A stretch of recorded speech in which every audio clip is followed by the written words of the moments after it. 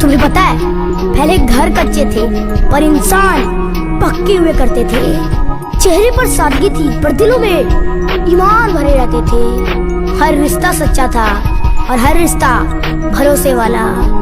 आज मकान तो पक्के हो गए हैं लेकिन इंसान कच्चे।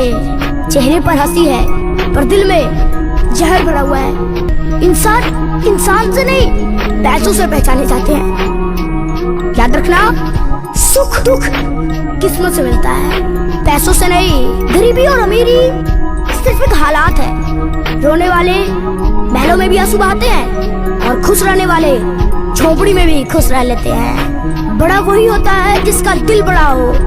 वक्त बदलता है पर संस्कार नहीं बदलने चाहिए मेरे दोस्त, संस्कार नहीं बदलने चाहिए।